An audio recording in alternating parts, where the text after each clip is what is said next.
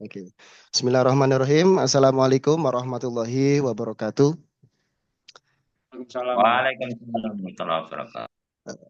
Sebelumnya perkenalkan, eh, nama saya Reza Artebawa selaku tim dari sekolahdigital.id yang dimana juga pengembang daripada platform sekolahdigital.id tersebut. Jadi sebelum kita membahas apa itu sekolah digital, jadi sekolah digital ini memang platform sudah digaungkan sejak lama apa yang tadi dikatakan oleh Pak Nurjolis. Dari berbagai aplikasi yang tadinya hanya 1, 2, 3 dan sekarang alhamdulillah aplikasi sekolah digital ini sudah memiliki 14 aplikasi. Dan di antara dari 14 aplikasi tersebut itu dikonsep oleh orang kementerian karena konsep-konsepnya kita tidak langsung memproduk dari awal, maksudnya dari nol, tapi kita menyesuaikan kebutuhan pada saat itu. Dan kita juga selalu update setiap fitur-fitur yang ada dalam aplikasi sekolahdigital.id. Materi presentasi pada hari ini mungkin terutama yang pertama pengantar digitalisasinya, yang kedua kisah sukses digitalisasi atau bisa dibilang testimoni dari sekolah yang memakai produk dari sekolahdigital.id. Lalu yang ketiga ada manfaatnya, lalu pengenalan aplikasi sekolah digital, dan yang kelima adalah strategi sukses untuk digitalisasi sekolah. Jadi poin penting dari sekolahdigital.id ini sebenarnya sudah terpampang dengan jelas. Jadi bahwasannya tujuannya untuk meningkatkan efisiensi. Jadi yang tadinya konvensional itu diubah menjadi modernisasi. Yang tadinya guru, orang tua atau siswa itu tidak memiliki komunikasi atau transparansi dalam manajemen pembelajaran, dengan adanya platform sekolahdigital.id ini itu menjadi lebih transparan dan orang tua jadi tahu aktivitas anak didiknya di sekolah, dan guru juga bisa melaporkan hal tersebut ke orang tua melalui aplikasi sekolahdigital.id. Dan ini ada beberapa manfaatnya seperti yang dijelaskan sebelumnya, bahwasanya siswa dapat mendapatkan pengetahuan yang lebih karena pembelajaran dialihkan atau dimodernisasikan dengan digitalisasi, dan juga lebih relevan seperti ada perpustakaan hybrid, ada manajemen seperti CBT. Jadi kita lebih menekankan paperless. Nah, karena Kementerian Pendidikan ini memiliki visi yaitu memperkuat profil penguatan Pancasila, salah satunya adalah paperless. Makanya sekolah digital sekolah digital.id hadir di situ sebagai pelopor dari CBT. Dan ini adalah salah satu atau dari produk yang SMA 2 Cibinong Bogor pakai. Nah, salah satunya ada CBT, ada mading digital, ada absensi, ada e-counseling atau bimbingan konseling, ada kantin digital, dan lain sebagainya. Ini salah satu SMA 2 Cibinong Bogor, yaitu salah satu sekolah yang ada di Kota Bogor atau Kabupaten Bogor untuk dijadikan sebagai pilot project. Bahwasanya sekolah SMA 2 Cibinong Bogor ini sudah memakai seluruh aplikasi dari sekolahdigital.id, yaitu dengan total ada 14 aplikasi. Dan sudah diimplementasikan sekitar 4 tahun. Dan SMA 2 Cibinong Bogor itu adalah salah satu klien kita yang sudah menggunakan layanan produk dari sekolahdigital.id. Untuk slide selanjutnya ada beberapa aplikasi sekolah digital yang mungkin nanti akan dijelaskan sekilas satu persatu. Nah, ini ada 14 aplikasi yang tadinya ada 1, 2, 3 aplikasi, dan alhamdulillah sekarang sudah terdevelop sebanyak 14 aplikasi. Yang tadinya fiturnya hanya sebatas A sampai sekarang sudah bisa fiturnya sampai Z. Jadi alhamdulillah developer atau pengembangnya sudah menyesuaikan hal tersebut di dalam aplikasi kami. Yang pertama ada data center, di mana data center adalah suatu aplikasi yang sudah pasti include. Jadi apabila nanti ada customer atau sekolah yang memesan aplikasi ke kita, itu sudah include dengan data center. Karena data center ini adalah sebagai pengelola data siswa, guru, pegawai, dan yang lainnya. Dan fitur yang diunggulkan dari data center ini salah satunya adalah sudah tersinkronisasi dengan Dapodik atau data pokok pendidikan secara otomatis. Yang nantinya sekolah tersebut sesuai pengolahan datanya sesuai dengan standar nasional seperti Rombel atau kelas, dan yang lain sebagainya. Nah, data center ini sudah terintegrasi oleh seluruh aplikasi yang ada di sekolahdigital.id. Jadi ibaratnya bisa kita katakan data center ini adalah salah satu portal dari semua aplikasi tersebut. Lalu yang kedua ada yang namanya CBT, Computer Based Test. Ini sangat populer sekali ya, dipakai oleh beberapa sekolah. CBT ini salah satu yang paling populer. Karena kenapa? Karena dari banyak sekolah itu pasti perlu yang namanya manajemen ujian. Jadi tidak hanya ujian nasional atau ujian tengah semester, jadi bisa juga sebagian bahan latihan seperti tryout dan yang lainnya. Karena CBT ini juga memiliki fitur yang banyak sekali gitu. Salah satunya adalah proteksi. Jadi aplikasi CBT ini memiliki dua proteksi. Yang pertama ada proteksi potong nilai dan juga yang kedua ada proteksi lockout. Jadi bisa menyesuaikan nanti, bisa memilih dari sekolah. Jadi apabila nanti siswa tersebut ketahuan ibaratnya melanggar, nanti akan terkena proteksi tersebut. Dan ini sudah disesuaikan dari zaman ke zaman. Jadi permintaan sekolah itu, oh ternyata masih ada celah keamanannya. Nah, itu ditingkatkan kembali sampai sekarang, alhamdulillah sudah terproteksi dengan baik dari aplikasi CBT. Dan SMA 2 Cibinong salah satu sekolah yang sudah menggunakan aplikasi CBT ini dengan kapasitas siswa sebanyak 1.000 lebih. Kalau tidak salah waktu itu informasi yang terakhir yang saya terima itu sekitar 1.029 siswa itu menggunakan CBT secara bersamaan. Berarti sudah terbukti bahwa CBT ini memang sudah memadai di sekolah tersebut. Lalu aplikasi yang ketiga, sekolah digital juga memiliki yang namanya perpustakaan digital atau perpustakaan hybrid. Jadi perpustakaan hybrid ini selain kita membaca buku, jadi juga terdapat ada manajemen peminjaman buku. Jadi tidak hanya kita datang langsung ke perpustakaan secara langsung itu tidak perlu. Kita bisa melakukan booking atau peminjaman melalui aplikasi tersebut. Nah, nanti admin atau dari si perpustakaan tersebut mengetahui bahwasannya kode pinjaman tersebut ada dalam aplikasi tersebut. Dan jadi ada dua metode buku. Jadi ada metode buku digital dan juga buku fisik, dan itu sudah terintegrasi di dalam aplikasi perpustakaan hybrid. Selain masalah buku, juga di dalam aplikasi ini mendukung yang namanya pendukung aktivitas siswa, karya siswa. Jadi apabila nanti ada siswa yang bisa membuat seperti podcast atau teater ataupun artikel atau karya ilmiah, itu bisa di develop atau diupload di dalam aplikasi perpustakaan hybrid ini. Jadi selain perpustakaan ini memberikan fasilitas untuk membaca buku atau meminjam buku, juga memberikan fasilitas untuk mengapresiasi karya siswa atau sekolah tersebut. Nah, nanti sekolah lain bisa melihat dari aplikasi tersebut. Jadi ini sudah powerful ya. Jadi banyak sekali fitur yang ada di perpustakaan hybrid. Dan juga perpustakaan hybrid ini memiliki fitur radius. Jadi apabila sekolah tersebut di dalam radius sekian, itu bisa diatur atau disetting di dalam aplikasi tersebut. Ini juga salah satu fitur dari aplikasi perpustakaan digital, bahwasannya nanti bisa melakukan rekap untuk statistik perpustakaan per judul. Misal dari buku tersebut atau dengan judul tersebut, stok tersebut ada berapa di tanggal tersebut. Nah, nanti sudah terakumulasi atau termonitoring di dalam aplikasi perpustakaan hybrid. Dan juga ada halaman depan yang memberitahu para user bahwasanya siapa saja sih yang login dalam aplikasi tersebut. Nah, nanti akan terlihat dari aplikasi perpustakaan hybrid tersebut. Nah, aplikasi selanjutnya yaitu ada aplikasi mading digital. Ini juga banyak sekolah yang sudah menggunakan aplikasi mading digital tersebut.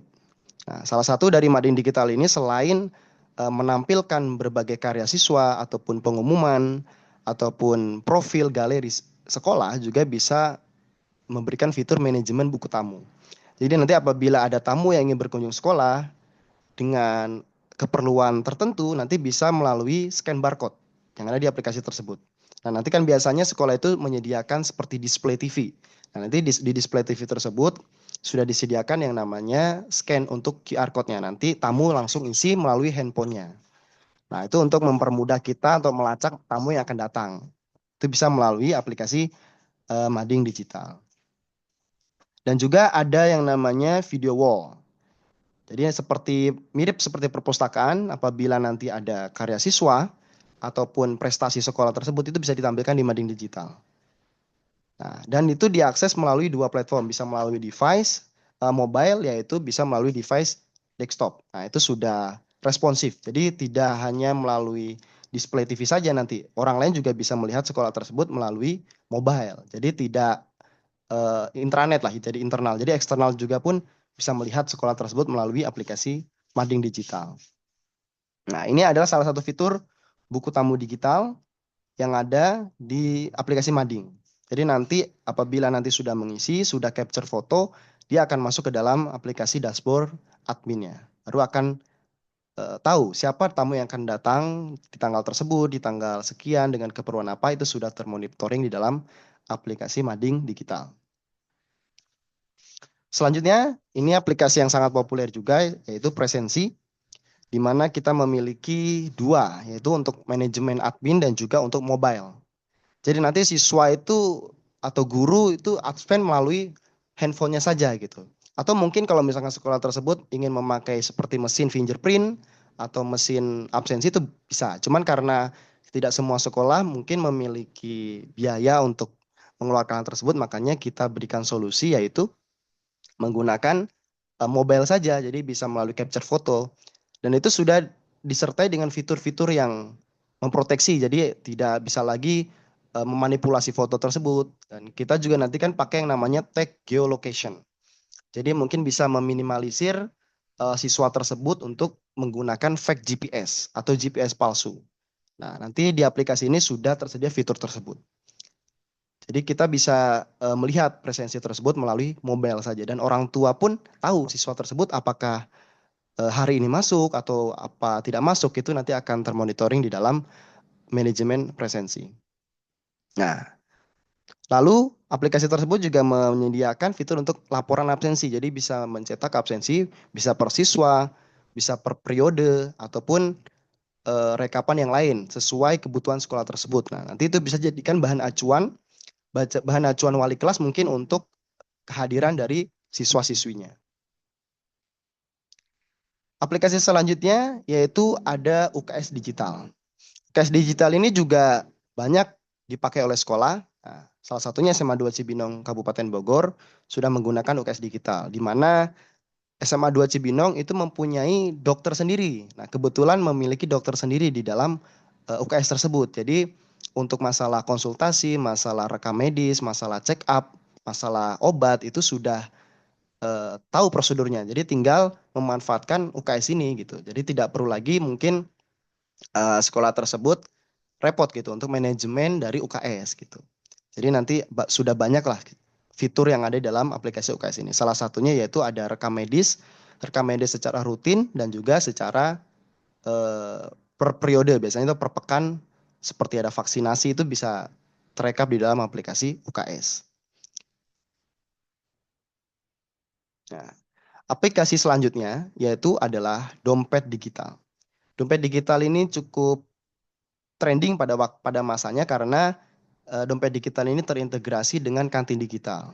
Jadi siswa lebih ditekankan untuk menggunakan pembayaran secara cashless atau tanpa tunai. Jadi bisa melakukan untuk scan seperti kris dan yang lain sebagainya melalui dompet digital. Jadi siswa itu bisa top up untuk pembelian kantin atau pembayaran SPP mungkin untuk sekolah swasta itu bisa melalui dompet digital. Nah, nanti termonitoring dalam satu aplikasi ini. Dan orang tua pun nanti akan tahu nanti uang tersebut atau transaksi tersebut itu kemana saja jalurnya. Nanti akan termonitoring melalui dompet digital. Dan ini sudah didevelop dengan berbagai update-update sampai versi sekarang ini yang terbaru. Nah, ini masih terintegrasi dari dompet digital. Nah, sekarang versi kantin digital.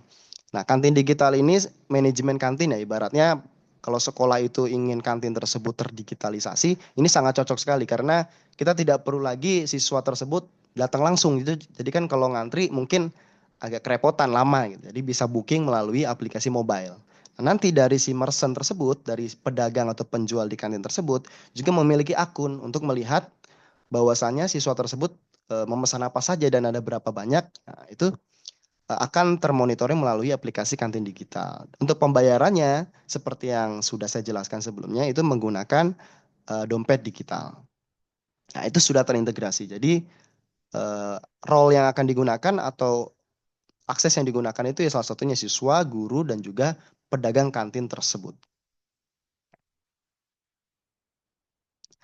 Aplikasi selanjutnya yaitu mobile informasi sekolah. Yang sudah saya jelaskan tadi di slide sebelumnya terkait presensi. Nah, nanti siswa itu bisa melakukan form absensi melalui mobile informasi sekolah. Nanti tinggal ambil gambar, lalu nanti akan tampil jam masuk atau jam pulang. Apabila tidak sesuai dengan jam masuk akan tertulis atau tercantum status terlambat. Nah, dan dengan juga ada suhu pulang, itu untuk opsional saja. Selain untuk absensi, mobile informasi sekolah juga bisa melihat atau memonitoring untuk seperti nilai siswa, seperti tugas siswa, seperti informasi UKS, jadi kesehatan siswa tersebut, terus tugas siswa, nilai ujian siswa itu termonitoring di dalam mobile informasi sekolah. Nah, nanti orang tua itu dapat melihat hasil dari anak-anaknya itu bagaimana sih di sekolah itu hari ini, apakah sudah menyelesaikan tugasnya dengan baik, apa sudah absen, atau kesehatan di UKS-nya ada menurun hari ini atau sedang ada penyakit apa. Itu nanti bisa dilihat informasinya melalui mobile informasi sekolah. Dan ini sudah terintegrasi dengan Dapodik, data pokok pendidikan. Nah, aplikasi selanjutnya yaitu ada manajemen kesiswaan. Manajemen kesiswaan ini biasanya dipakai atau diperlukan oleh Wakasek bagian kesiswaan karena ini berbeda dengan BK. Kalau BK mungkin ada role-nya tersendiri yaitu guru BK. Kalau kesiswaan itu lebih ke pelanggaran, lebih ke prestasi siswa atau kegiatan siswa. Jadi misalkan apabila siswa tersebut melakukan pelanggaran ataupun siswa tersebut mendapatkan prestasi entah itu non akademik atau akademik, itu nanti termonitoring dalam manajemen kesiswaan. Nah, nanti juga bisa terekap untuk dilaporkan ke orang tuanya dan terintegrasi di aplikasi mobile informasi tersebut. Jadi ketahuan nih, misalkan si anak ini tuh, oh ternyata prestasinya ini, eh, pelanggarannya sekian-sekian, nanti akan termonitoring melalui manajemen kesiswaan. Nah, bimbingan konseling itu masih satu portal dengan manajemen kesiswaan. Cuman yang berbeda yaitu masalah fiturnya. Kalau kesiswaan tadi lebih mengarah ke pelanggaran siswa ataupun prestasi siswa atau kegiatan siswa yang lainnya. Sedangkan bimbingan konseling itu lebih ke penglihatan, pencapaian minat dan bakat. Jadi memiliki fitur, memiliki fasilitas untuk melihat apa sih minat dan bakat dari siswa tersebut dan juga memiliki fitur untuk melakukan konsultasi dengan guru BK-nya. Nah, nanti ada pertanyaan atau kuesioner yang nantinya akan dijawab oleh siswa tersebut yang akan memberikan output nanti siswa tersebut misalkan secara minatnya di bidang hitung-hitungan.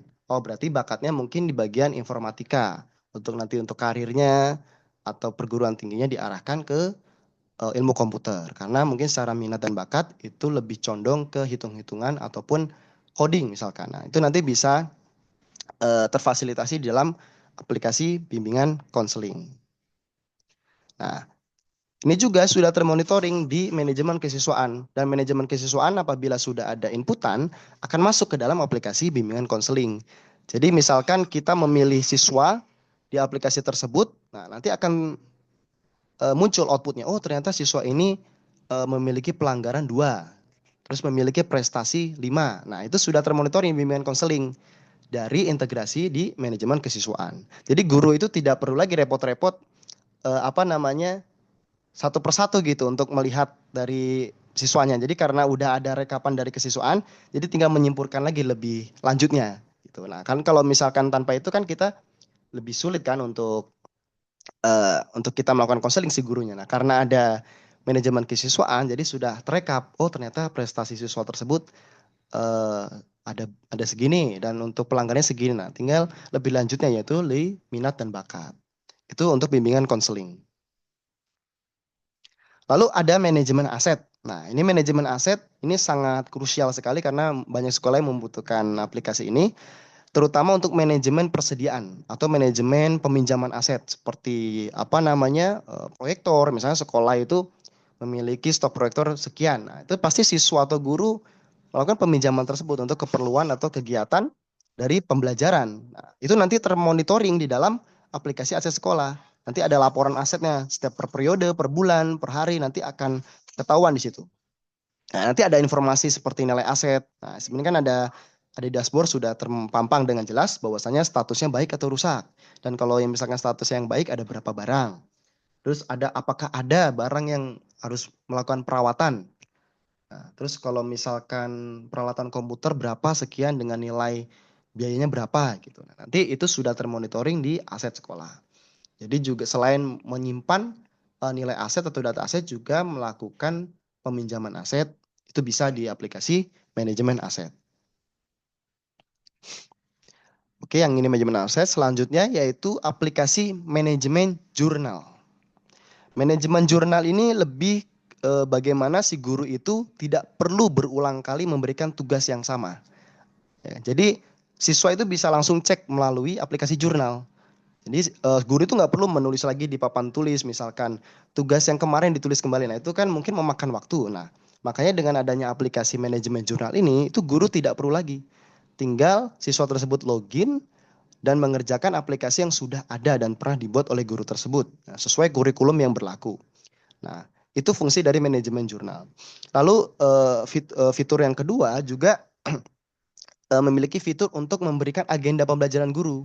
Nah, semisal guru tersebut hari tersebut itu berhalangan, guru tersebut bisa memberikan tugas. Nah, nanti tugas tersebut itu nanti guru yang membuatnya. Nanti akan dilaporkan ke kepala sekolah. Oh, guru ini hari ini tidak masuk, tapi memberikan tugas misalkan mengerjakan ini dan dikumpulkan tanggal sekian. Nah, nanti itu akan dilaporkan bahwasanya meskipun guru tersebut tidak dapat mengajar atau berhalangan mengajar pada hari itu, tetapi ada tugas yang diberikan. Nah, itu untuk menjaga itu tadi integrasi guru ke siswa. Jadi jangan sampai gurunya nggak hadir tapi malah nggak ada tugas. Jadinya kan siswa tidak dapat ilmu. Jadi manajemen jurnal ini mengatasi masalah tersebut.